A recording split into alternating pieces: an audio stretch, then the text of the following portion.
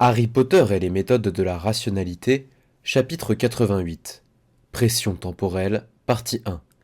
16 avril 1992, 12h07, heure du déjeuner. Harry marcha d'un pas lourd jusqu'à la table Gryffondor, en majeure partie déserte, et observa d'un coup d'œil que le déjeuner d'aujourd'hui était composé de boulettes de roupeau et de brine. La conversation ambiante, comme Harry pouvait l'entendre, avait trait au Quidditch, un environnement sonore relativement pire que le bruit de tronçonneuses rouillées, mais supérieur aux imbécilités que la table Serdaigle racontait encore sur Hermione. Au moins, Gryffondor avait initialement été moins sensible à la cause de Draco Malfoy, et avait plus de raisons politiques de souhaiter que tout le monde se contente d'oublier certains faits malheureux. Et si ce n'était pas une bonne raison de se taire, au moins il faisait silence. Dean, Simus et Lavande étaient tous partis pour les vacances, mais au moins cela laissait... C'était quoi ce brouhaha à la grande table dit Harry à l'esprit de groupe Weasley, tout en remplissant son assiette. On dirait que ça s'achevait juste quand je suis rentré. Notre bien-aimé mais maladroit professeur Trelawney semble s'être renversé toute une soupière dessus, sans parler de Monsieur Hagrid. Un regard rapide vers la grande table confirma que le professeur de divination agitait convulsivement les mains tandis que le demi-géant essuyait ses vêtements. Personne ne semblait y prêter beaucoup d'attention, même le professeur McGonagall. Le professeur Flitwick était debout sur sa chaise, comme d'habitude, le directeur semblait encore être absent. Il n'avait pas été là pendant la majeure partie des vacances. Les professeurs Chourave, Sinistra et Vector mangeaient entre elles, comme à leur habitude, et... Vous savez, dit Harry en tournant la tête pour regarder l'illusion d'un ciel bleu radieux situé au plafond, ça me fout encore les jetons, parfois. Quoi dirent Fred et George. Le puissant et énigmatique professeur de défense se reposait, ou subissait sa mystérieuse affliction. Ses mains faisaient des tentatives hésitantes et tâtonnantes vers une cuisse de poulet placée sur son assiette, qui semblait lui échapper. Rien, dit Harry. Je ne suis pas encore habitué à Poudlard. Il continua de manger dans un silence relatif tandis que divers Weasley discutaient d'une étrange substance aux effets psychiques appelée canon de Chudley. Quel genre de mystérieuse pensée profonde es-tu en train d'avoir dit une sorcière à l'air jeune, aux cheveux courts, assise non loin. Je veux dire, je suis juste curieuse. Je m'appelle Brienne, au fait. Elle avait l'un de ces regards que Harry avait fermement décidé d'ignorer tant qu'il ne serait pas plus âgé. Alors, dit Harry, tu vois ces programmes d'intelligence artificielle très simples, comme Elisa, qui sont programmés pour faire des phrases syntaxiquement correctes à partir de mots de l'anglais, mais qui ne possèdent aucune compréhension du sens de ces mots. Bien sûr, dit la sorcière, j'en ai une dizaine dans ma malle. Eh bien, je suis à peu près certain que ma capacité à comprendre les filles est à ce niveau. Il y eut un silence soudain. Harry mit quelques secondes à se rendre compte que, non, toute la grande salle ne le fixait pas lui, et il tourna alors la tête pour regarder.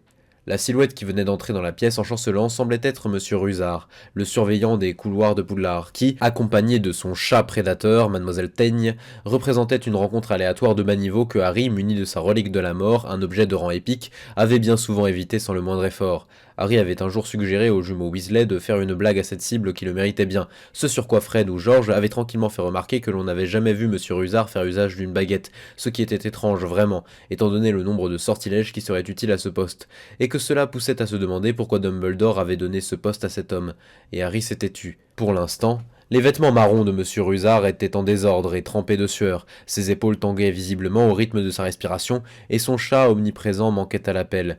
« Troll !» s'étrangla Monsieur Rusard. « Dans les donjons !» Minerva McGonagall se leva de la grande table si vite que sa chaise tomba derrière elle. « Argus !» s'écria-t-elle. « Qu'est-ce qui vous est arrivé ?»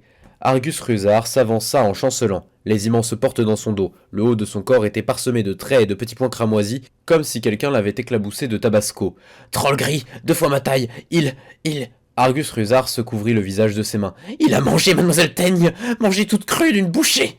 Minerva ressentit une pointe de désarroi dans son autre soi. Elle n'avait pas beaucoup aimé ce chat, mais ils étaient tous les deux des félins.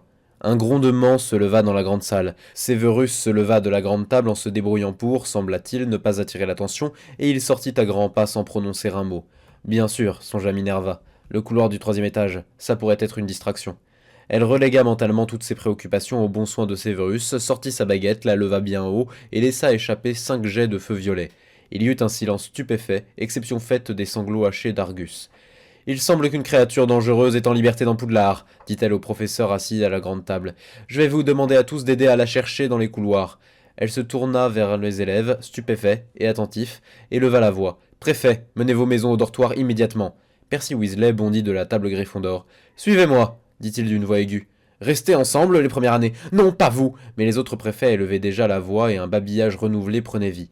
Puis une voix claire et froide parla sous le bruissement soudain. Madame la directrice adjointe. Elle se retourna. Le professeur de défense essuyait calmement ses mains avec sa serviette, tout en se levant de la grande table. Avec tout mon respect, dit l'homme dont l'identité était inconnue, vous n'êtes pas experte en tactique de combat, madame. Dans cette situation, il serait plus sage de... Je vous prie de m'excuser, professeur, dit le professeur McGonagall en se tournant vers les grandes portes. Filius et Pomona s'étaient déjà levés pour la suivre, de même que le demi-géant Rubeus Hagrid qui les surplomba en se levant. Elle en était au stade où elle avait déjà eu des expériences semblables, trop souvent. Ma triste expérience m'a apprise qu'en de telles occasions, ce n'est pas le moment d'écouter quelques conseils que ce soit venant d'un professeur de défense.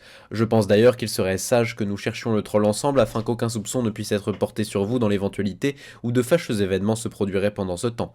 Sans aucune hésitation, le professeur de défense bondit élégamment sur la table Gryffondor et claqua des mains, faisant un bruit qui ressemblait à celui d'un plancher qui se brisait. Michel Morgan de Gryffondor, commandant en second de l'armée de Pinini, dit-il calmement dans le silence qui s'était installé. Conseillez s'il vous plaît la directrice de votre maison. Michel Morgan grimpa sur son banc et parla. La petite sorcière semblait beaucoup plus sûre d'elle que dans le souvenir datant du début de l'année que Minerva avait d'elle.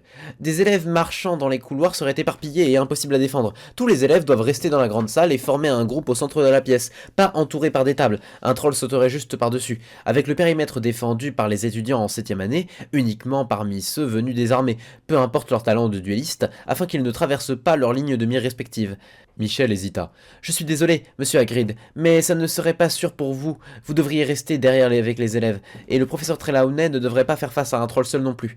Michel semblait beaucoup moins désolé de prodiguer ce conseil. Mais si elle fait équipe avec le professeur Quirrell, ils pourraient ensemble former une unité de combat complémentaire digne de confiance. Ceci conclut mon analyse, professeur. Acceptable pour une réponse sur le vif, dit le professeur de défense. 20 points Quirrell pour vous, mais vous négligez un argument encore plus simple. Chez soi ne veut pas dire en sécurité, et un troll est assez puissant pour arracher une porte à portrait de Ségon. Assez, lâcha Minerva d'un ton sec. Merci, mademoiselle Morgan. Elle regarda les tables, qui attendaient. Tous les élèves, faites ce qu'elle a dit. Elle se retourna vers la grande table. Professeur Trelawney, vous accompagnerez le professeur de défense.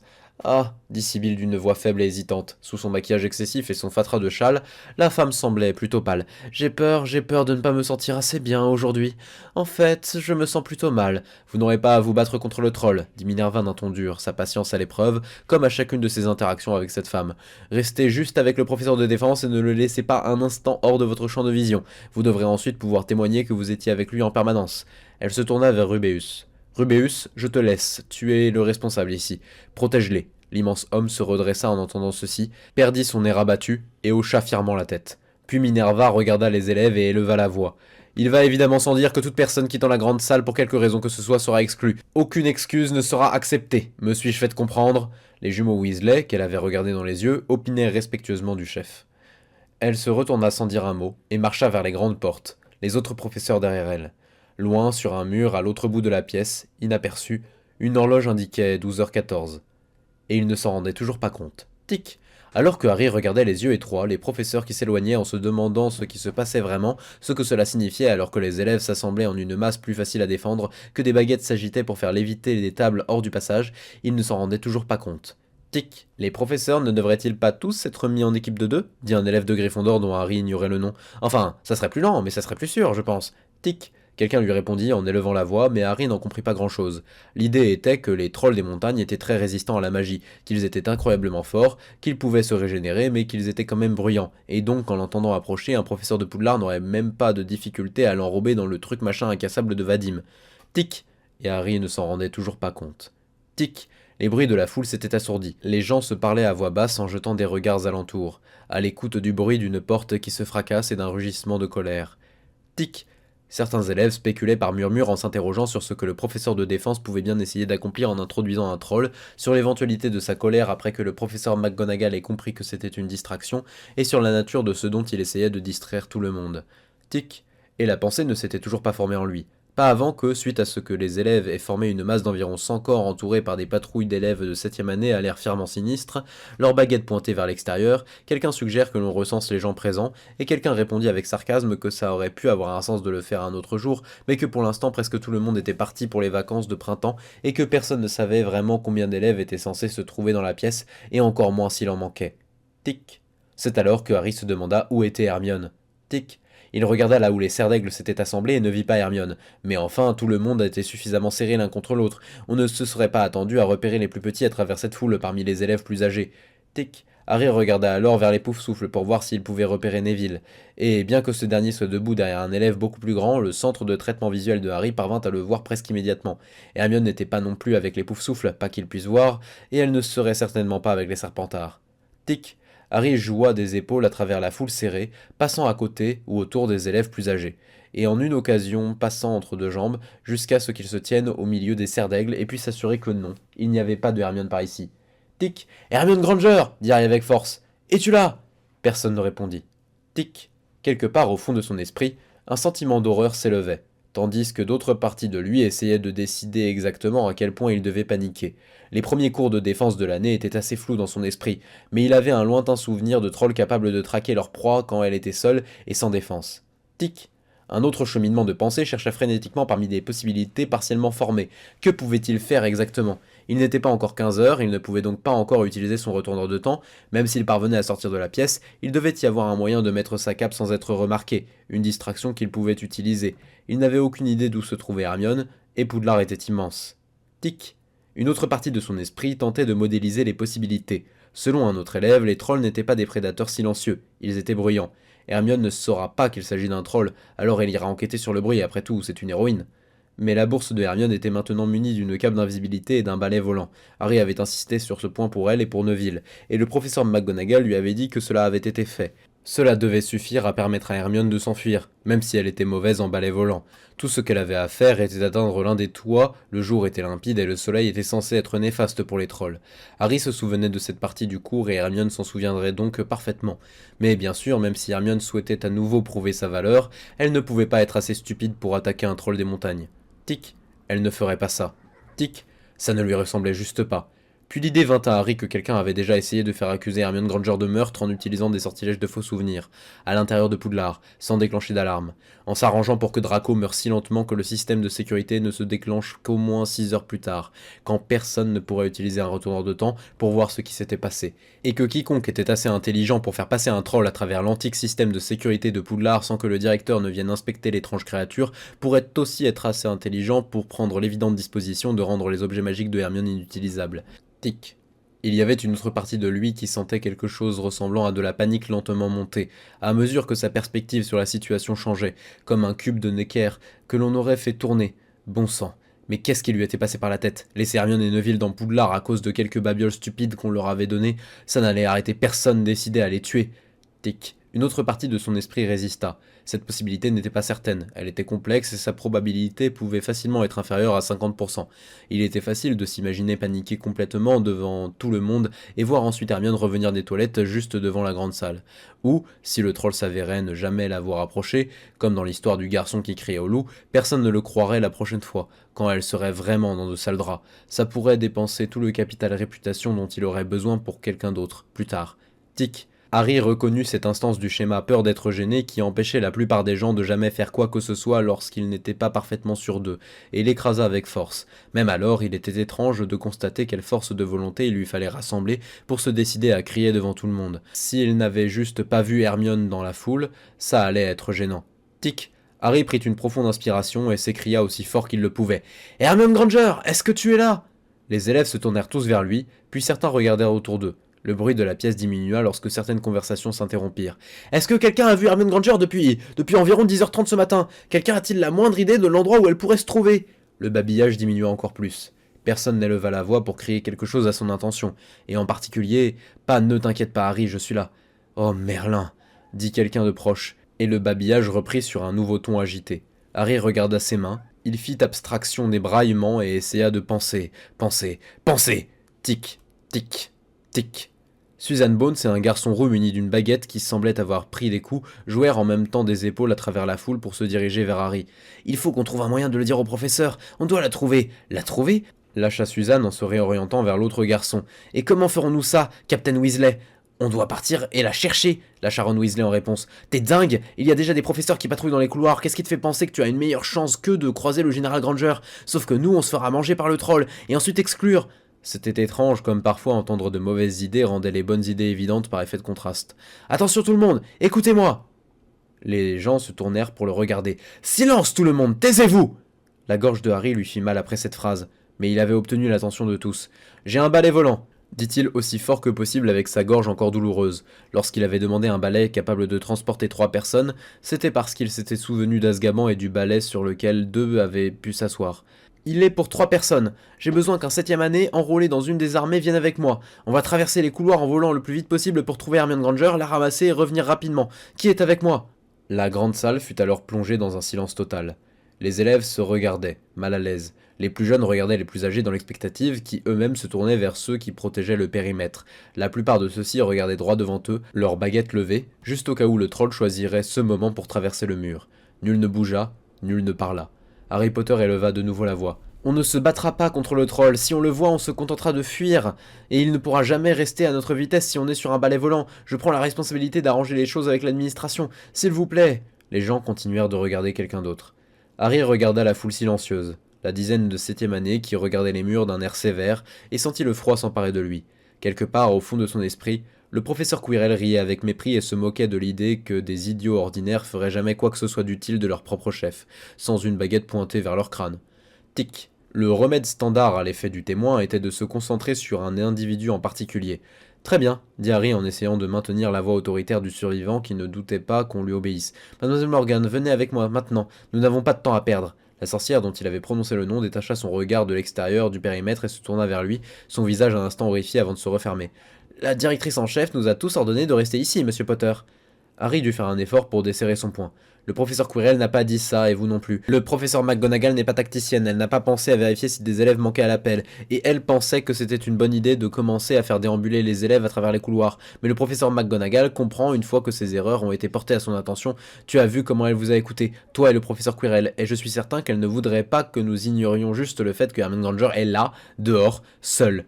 Tic. Je pense que le professeur dirait qu'elle ne souhaite plus voir aucun autre élève se promener dans les couloirs. Elle a dit que si quelqu'un partait, quelle qu'en soit la raison, il ou elle serait exclu. Peut-être que tu n'as pas besoin de t'en faire parce que tu es le survivant, mais nous autres, si. Tic. Quelque part, au fond de son esprit, le professeur Quirrell riait de lui à gorge déployée. S'attendre à ce qu'une personne normale agisse sans que les choses soient parfaitement limpides sur le plan stratégique, sans que la responsabilité n'ait clairement été dirigée vers elle personnellement, et alors qu'elle avait une bonne excuse pour ne rien faire. La vie d'un élève est en jeu, dit Harry d'un ton neutre. Elle pourrait être en train de se battre contre le troll maintenant, simple curiosité. Est-ce que cela signifie quoi que ce soit pour toi ? Tic. Le visage de Mademoiselle Morgan se tordit. Tu es le survivant. Vas-y, juste tout seul et claque des doigts si tu veux l'aider. Tic. Harry se rendait à peine compte de ce qu'il disait. Ça, c'est juste de l'ingéniosité et du bluff. Je n'ai pas de pouvoir comme ça dans la vraie vie. Une jeune fille a besoin de ton aide. Maintenant, est-ce que tu es Gryffondor ou pas ? Pourquoi est-ce que tu me dis tout ça à moi ? S'écria Mademoiselle Morgan. C'est pas moi qu'on a nommé responsable, c'est Monsieur Hagrid. Un silence gêné prit place dans toute la pièce. Harry se retourna pour regarder l'immense demi-géant qui dominait la foule et toutes les autres têtes se tournèrent vers ce dernier d'un seul mouvement. Monsieur Hagrid, dit Harry en essayant de maintenir son ton imposant, j'ai besoin que vous autorisiez cette expédition et j'ai besoin que vous le fassiez maintenant. Rubeus Hagrid semblait hésiter, bien que ce fût difficile à juger avec sa large tête entourée qu'elle était dans une barbe et des boucles laissées à l'abandon. Seuls ses yeux semblaient vivants, encastrés dans tous ses cheveux. Dit le demi-géant, on m'a dit de vous protéger.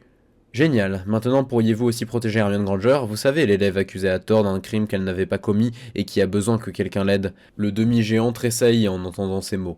Harry regarda l'homme énorme en souhaitant désespérément qu'il comprendrait le sous-entendu, en espérant qu'il n'avait rien révélé à personne d'autre. Il ne pouvait pas être qu'une masse de muscles. James et Lily n'avaient certainement pas été amis avec l'homme que par pitié. « À tort !» s'écria une voix anonyme venue de la zone Serpentard. « Ah, tu continues avec ça ? Ça sera bien mérité si elle se fait manger !» Il y eut quelques rires en même temps que quelques cris d'indignation venus d'ailleurs. Le visage du demi-géant gagna en assurance. « Toi tu restes là, mon gars !» dit Monsieur Hagrid d'une voix retentissante qui essayait probablement d'être douce. « Je vais trouver mon chef.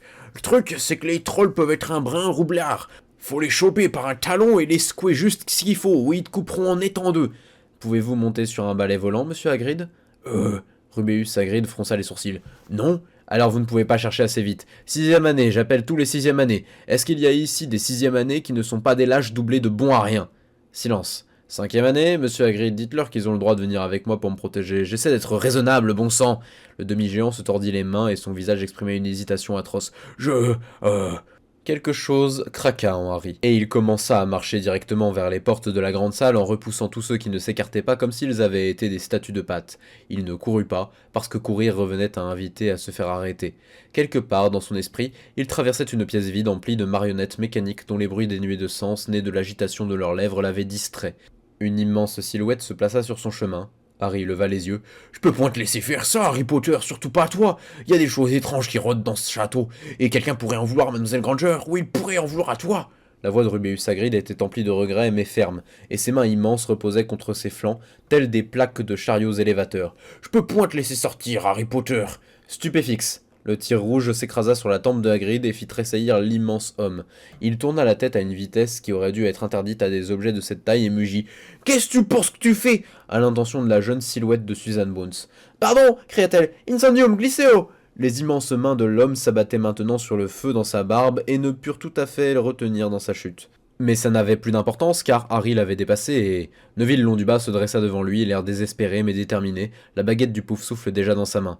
La baguette de Harry bondit dans la sienne par pur réflexe, parvint à peine à interrompre son geste avant que Neville ne lui tire dessus et regarda son lieutenant comme si le monde était devenu fou. « Harry !» éclata Neville. « Harry, Monsieur Hagrid a raison, tu ne peux pas y aller. Ça pourrait être un piège, il pourrait en avoir après toi !» Les muscles de Neville se rigidifièrent et il s'effondra au sol, raide comme une planche. Un Ron Weasley à l'air pâle apparut derrière Neville, sa propre baguette levée et dit « Vas-y. » Ron, espèce de malade, qu'est-ce que tu fais? La voix distante mais reconnaissable du petit ami de Mademoiselle Dauclair lui parvint. Mais Harry fonçait déjà vers la porte sans un regard en arrière, alors même que les voix de Ron et de Suzanne s'élevaient dans une nouvelle incantation.